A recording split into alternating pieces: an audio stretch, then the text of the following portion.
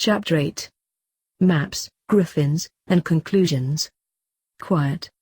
The others will hear you. No, they won't. I spelled the curtains closed, and placed a silencing charm around them. All we need to do is find out which professors are on patrol tonight. Fine, fine.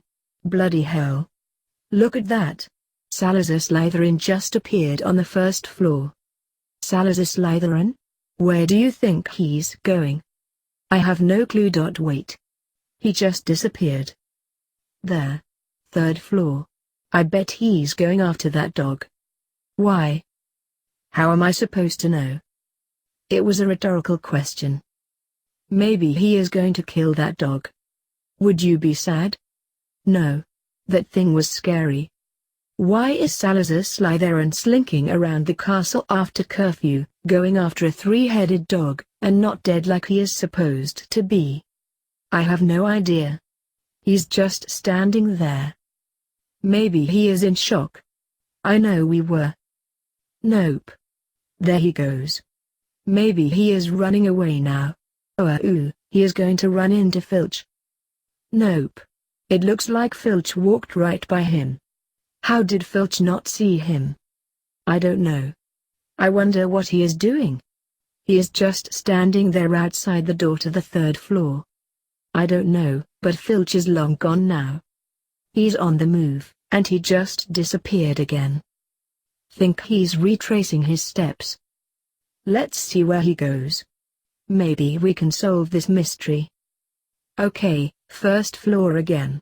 Yeah, I think he's retracing. He's disappeared again. The dungeons. Look. Well, where else would the founder of Slytherin House go? The dungeons make sense. Slytherin Common Room? Why would he go in Common Room? Those people sitting in there will see him. Well, he just walked in there, and he's heading to the dorms. He's going into the first-year dorms. Look. Malfoy, Crabbe, Goyle, Nott, and Zabini are all in there. Where's Potter? I don't know. There was a moment of silence, and the twins looked at each other. Bloody hell! They cried. Speaker, did you accomplish your mission? Yes, my dear, I did. The Cerberus is now in a deep hibernation sleep, and I warded the door with strong spells. Albus can still get in, as well as any other adult, but no child will be able to, Salazar said, as he cancelled the disillusionment charm that he had placed on himself. Good. Now I can get some sleep without worrying about you gallivanting around the castle, and getting eaten by vicious beasts. She grumbled sleepily. Salazar smiled to himself, as he patted her head. Albus is in for a shock when he finds out what I have left for him. He thought to himself. It was the next morning and Salazar was sitting in his usual place at the Slytherin table. It had been nearly 2 weeks since the Howler incident, but thankfully Ron had kept his distance. His brothers, though, were a different story. They had cornered him later that day, and begged him to show them how he got rid of the Howler, because they knew for a fact that their mother placed all kinds of charms on them. She had apparently learned that one of their older brothers had been destroying the Howlers she sent him. Salazar chuckled, and since the twins told him that they get at least 1 Howler a month from her, he showed them, and they had been grateful for his help. Today, though, he smiled and waved at them, and they became wide-eyed at the sight of him, and nearly ran away. He didn't know what to think about that. Hedwig had returned a few days ago, and Nora finally stopped pacing and worrying over her, though she tried not to let it show that she had been. Hedwig had brought back a letter from Lily and James was adamant that Sirius could not have murdered the moles, and he asked Salazar to somehow look into it. He did say, however, that Sirius quite possibly could have murdered Peter. About halfway through breakfast, though, a very frantic gamekeeper came bursting into the great hall, huffing and puffing loudly. "Professor Dumbledore, sir. Professor Dumbledore. Fluffy is sleeping and won't wake up," he cried. "The door was locked up tight, but I need to feed him. Poor Fluffy. He won't wake up." Salazar stared at the gamekeeper carrying on in such a fashion, and began to wonder why the man was worried. He should be able to figure out that the dog was only in a hibernation sleep, but everyone's attention was suddenly diverted when Peeves came flying into the room. "Oh, is poor Fluffy dead?" The poltergeist cackled. "Fluffy is dead, Fluffy is dead," he sang, and it only made Hagrid cry harder. "He's not dead. He's sleeping," Hagrid roared. "Go away." "Fluffy is dead, Fluffy is dead," Peeves cackled, as he began throwing toast at Hagrid. Dumbledore tried to get Peeves to be quiet and stop him from assaulting Hagrid, but he wasn't listening to the headmaster like he normally did. Peeves was apparently having too much fun at Hagrid's expense to stop. After a few more minutes of this display, Salazar finally had enough and stood up. "Peeves!" he yelled. Peeves suddenly halted his attack on Hagrid and turned his attention to Salazar, who was glowering at him. "Lord Slytherinus," Peeves said in a sickly sweet voice and with a mocking bow. "Enough," he said simply. Peeves was about to say something rude, but stopped and changed his mind when the Bloody Baron suddenly materialized right beside Salazar. They both gave the poltergeist stern glares, and Salazar drew his wand and pointed it at him. That action caused Peeves to immediately drop the toast. "Don't banish Peeves! Don't banish Peeves!" he screamed as he flew straight out of the hall. Salazar smirked at the retreating poltergeist, stowed his wand, and turned to Baron and bowed. "Thank you for your help, sir." "You're welcome, Mr. Potter," he said with a smile, and also bowed before disappearing. The great hall was silent, but Hagrid's sobs could still be heard. Thank you, Harry," he said through his sniffles. "I don't like that awful ghost." Salazar nodded and smiled before he sat down again. Dumbledore seemed to study him for a moment, but then he turned to Hagrid. "Come, Hagrid, let us see what is wrong with Fluffy. Professor Snape, Professor Quirrell, please follow me." Both Quirrell and Severus looked up startled, but they got up and followed Dumbledore. Salazar pretended to pay them no attention, but he caught Snape's curious looks as they left. "Potter is always showing off," Snape spat, as they made their way to the third floor. "First the Howler and now he thinks he can control the bloody poltergeist. He's lucky I don't take points from Slytherin if at all possible, but I think a good detention for showing off ought to bring his ego down a notch. Now Severus, you know as well as anyone that Peeves is not scared of any student." "I'm sure the Bloody Baron had more to do with it than Harry did," Dumbledore said. "I'm thankful that Harry distracted Peeves," Hagrid said, and they all missed the eye roll from Quirrell. "The Bloody Baron seems to have taken a liking to him." "That's not unusual," Snape growled. "The Baron will take the side of any Slytherin. It's well known." "Oh," Hagrid said quietly as they reached the third floor. "Poor Fluffy," he cried as he caught sight of the dog again.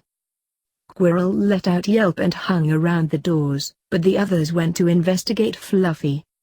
"Hagrid, are you aware that a note is tied to his collar?" Snape asked as Dumbledore began waving his wand over the dog. "No. All I know is that he won't wake up," he sobbed. Snape sighed and snatched the letter off the collar, then began reading it out loud. "To whom it may concern. I don't know whose brilliant idea it was to leave a vicious Cerberus locked up in a school full of children, but they should be ashamed of themselves. Nothing is worth the life of a child. Nothing. Not to mention that it was placed behind a simple locked door that a first year can get through. So I solved that problem too. No child will be able to get through those wards, I promise you. Sincerely. Someone who actually cares about the students and Hogwarts." Snape couldn't stop the outright snort that escaped, and Dumbledore glared at him over his half-moon spectacles because of it. Hagrid was still crying over Fluffy and Quirrell looked amused. Fluffy isn't vicious," Hagrid sniffed. "He's only a baby." "Hagrid, it's all right," Dumbledore said gently. "Whoever did this only put Fluffy in a deep hibernation sleep. He won't die, and he won't need to eat. He will be just fine. However, this does pose a problem. The only one who can wake Fluffy up is the one who cast it, so we will have to find something else to replace him. I know what we can use. Hagrid sniffed as he wiped his eyes. We can use the Griffin. He's real gentle and won't hurt anyone. Snape stared at the man with wide eyes, as if he couldn't believe Hagrid had just said that, and Quirrell just shook his head and let out a strangled cry. I think the Griffin will work nicely, Dumbledore said with a smile. I agree, Quirrell said. Especially since the door is now well warded. Yes, well warded, Dumbledore mumbled. And that will have to be changed, he thought. It wasn't until later that day in Transfiguration that Salazar realized that there were many more students that also knew about Fluffy.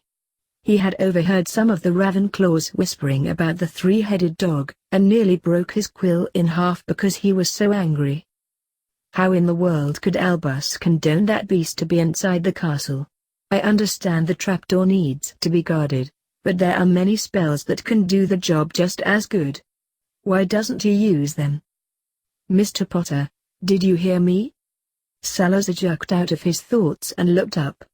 I'm so sorry, Professor, I was lost in thought. I didn't hear you. She looked at him sternly. 5 points from Slytherin for not paying attention. I asked you to do your demonstration of a switching spell for me. Oh, of course, Professor.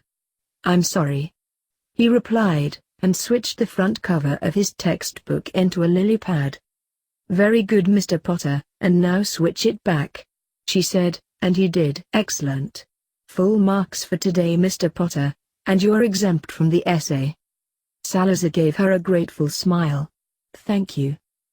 She smiled back and nodded at him before moving on to Crabbe, who was one desk over. Mr. Crabbe, half of the class has already moved on to switching spells, and the rest have at least managed to turn the match silver with a dull point. You, however, have not even managed to change the color. I wanted 12-inch essay on the theory behind this spell. Crabbe groaned, but then nodded, and glared at her when she turned her attention to Goyle. She gave Goyle the same essay to write, because he also had not managed to make a difference in his match. Draco had progressed better than they had, but his match was still dull and there was no eye for the needle. Knott's was about the same as Draco's, and she gave them both 5-inch essays to write. Then she moved on to Blaise. Very good, Mr. Zarbini, now all you need to do is make your needle pointier, and then demonstrate it for me several times with fresh matches. That way I know that you have a firm grasp of the spell. Then you can move on. Yes, ma'am. Salazar was only half listening to her, but shook his head. That just proves another point Godric tried to make to me. Blood purity has nothing to do with magical talent. Hermione is proof of that. Godric was right. Again, he thought. He sighed, took out a library book, and began reading it. It was a 5th-year OWL level Transfiguration book, but he figured that if he was seen reading such material that he could get away with some of the things he could do a little easier. Freezing the Howler in the manner in which he had was actually considered 6th-year level, and he had used the excuse that he had read about it in a book. Thankfully most people had bought the excuse, but he needed to be more careful in the future. Speaker, that boy keeps staring at you. What boy? He asked, looking up from his book. That Sabberby boy. Salazar glanced over his shoulder and saw that Blaise was, indeed, looking at him. Blaise sighed, shook his head, and glanced back down at his match. He tried several more times to get his needle pointier, but then he looked back up at Salazar. Do you want some help? Salazar asked.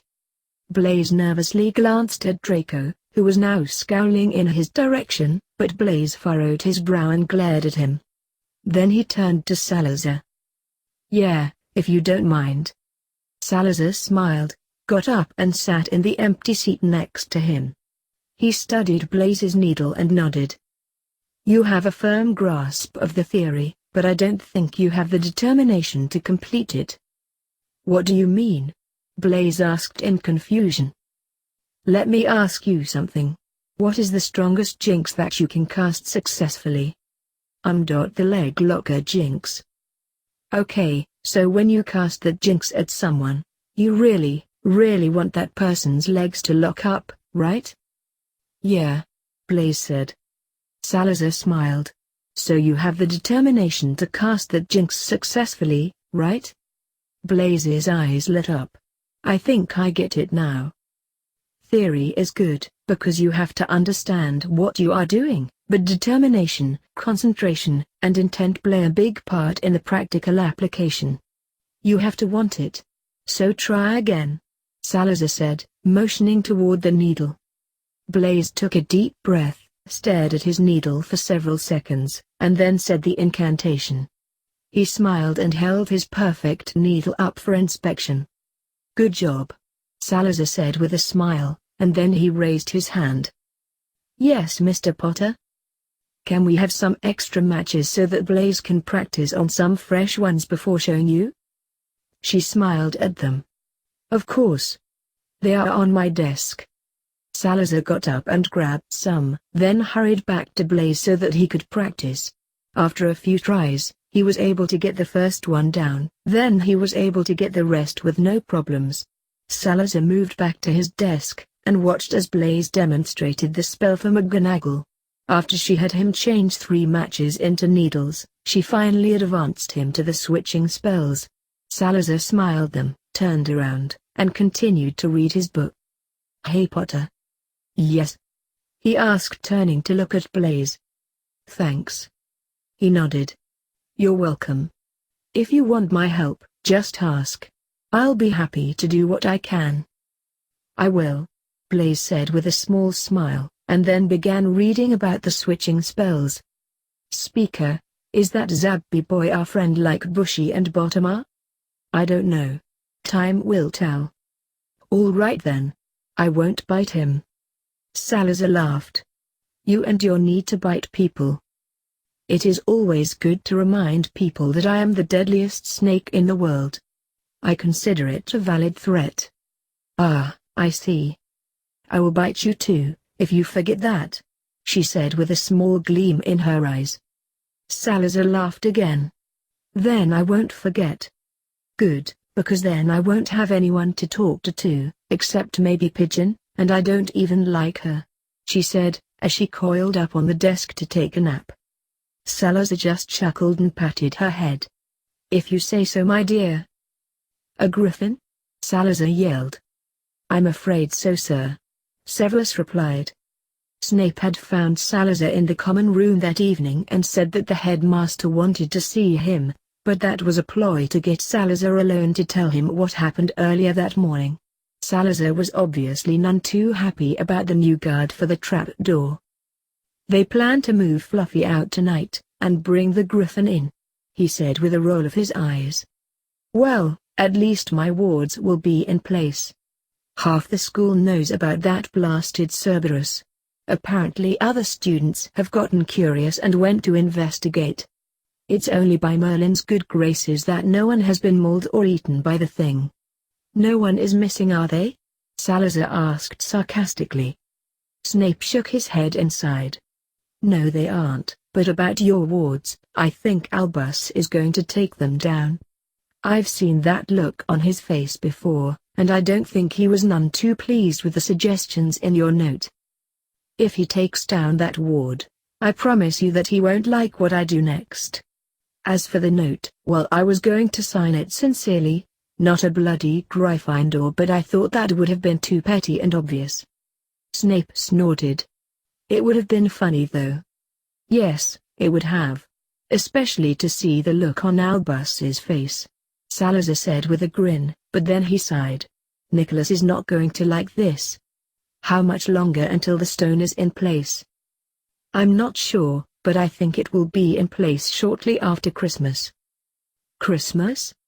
Half the school year would be over by then. Why not just leave it where it is, and return it to Nicholas at the end of the year? I don't know, Snape said, shaking his head. I'm beginning to think Albus has an ulterior motive for all this, Salazar said thoughtfully. But what it is, I don't know. Why did Albus tell Quirrell to follow you all this morning? I don't know that either. Quirrell had no reason to be there and he just hung around the door. Just like that night in his office, Salazar said, shaking his head. Then he looked at Snape sharply.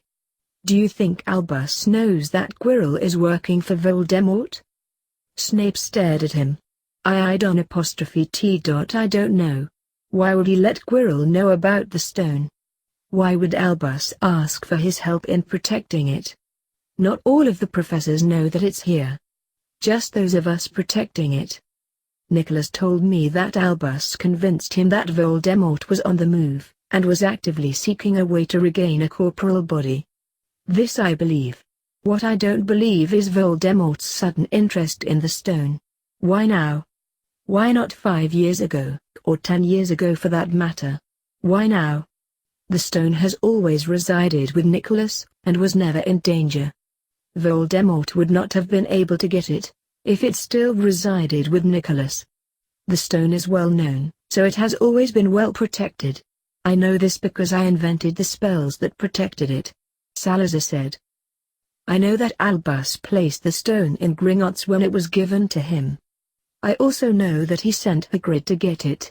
On that same day, a break-in was attempted, and it failed. The same vault that the stone had been in, was the one that was broken into. Hagrid said he saw Quirrell in Diagon Alley that day, because he was sent there to look for you and get the stone and bring it back to Hogwarts. Quirrell was supposed to be in Hogsmeade searching for you, and nowhere near Diagon Alley. Snape said, and suddenly the pieces started to fall into place for Salazar. He got up and started to pace around the room. Albus knows. It's the only explanation. Albus knows that Quirrell is working for Voldemort.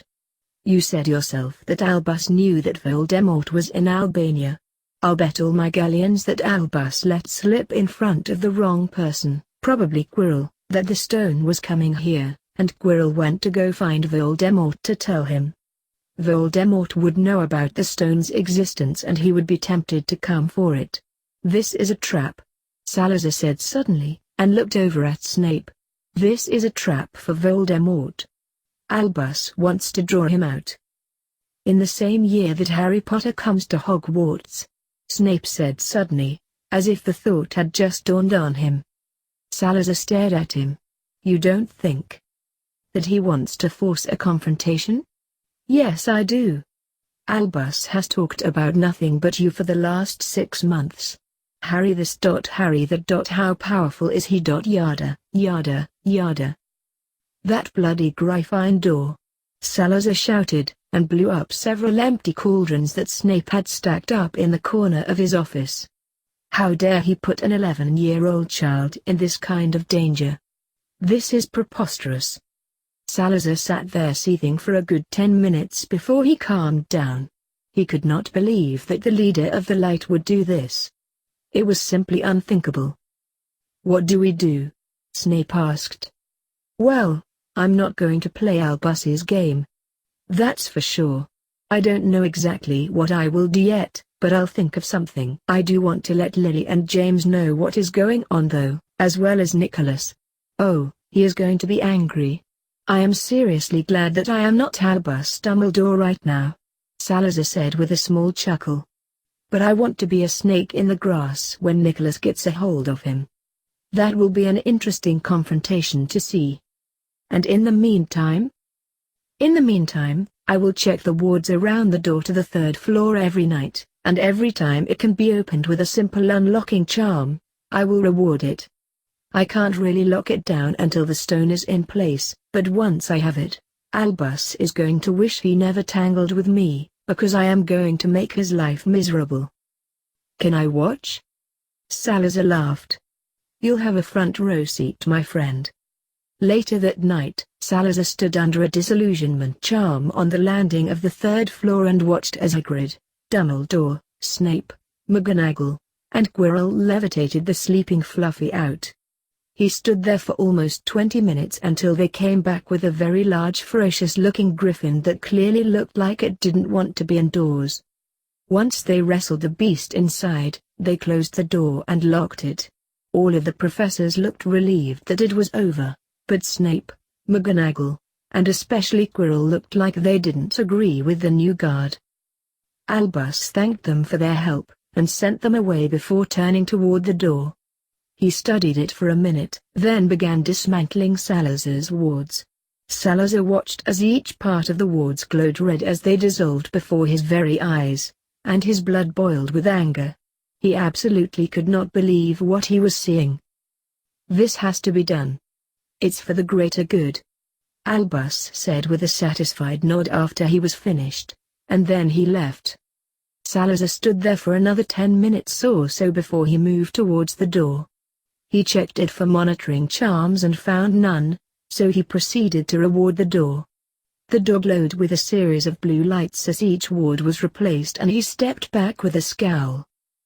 "And that is for the safety of the students," he said, and then he left. None of them realized that they were being watched by a set of redheads that had been hiding behind a statue the whole time. Fred and George Weasley. "How dare you turn that cat's fur blue and make it spiky? I am furious. Mr. Filch works hard."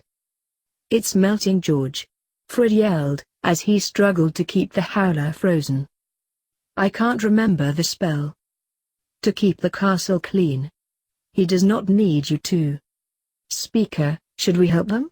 The banshee is attacking them," Nora said as she looked up at Salazar, who was too busy laughing to reply. "Hurry up, George. It's going to making his life miserable. If I hear help, Harry, please help us," George cried.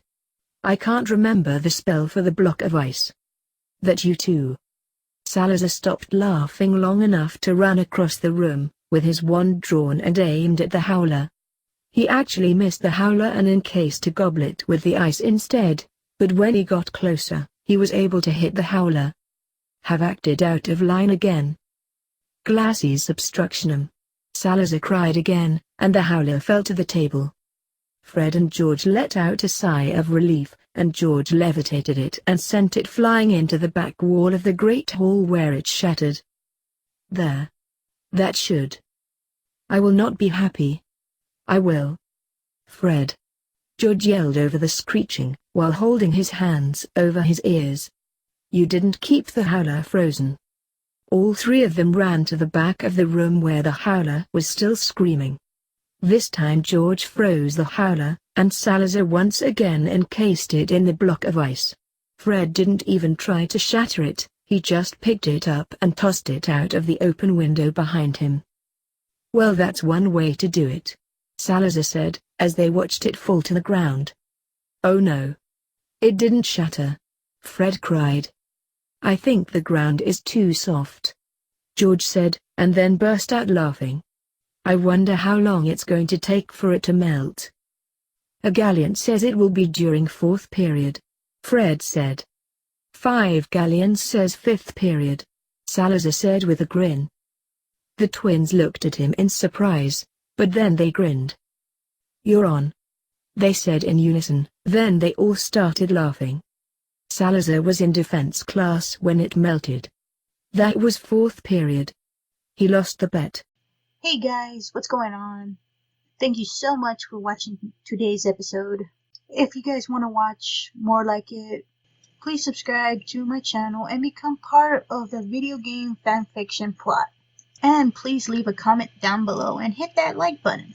If you guys have any suggestions on any stories you guys want me to read, don't hesitate. They're always welcome here in the video game fanfic plot. That also goes for video games. Until next time, goodbye!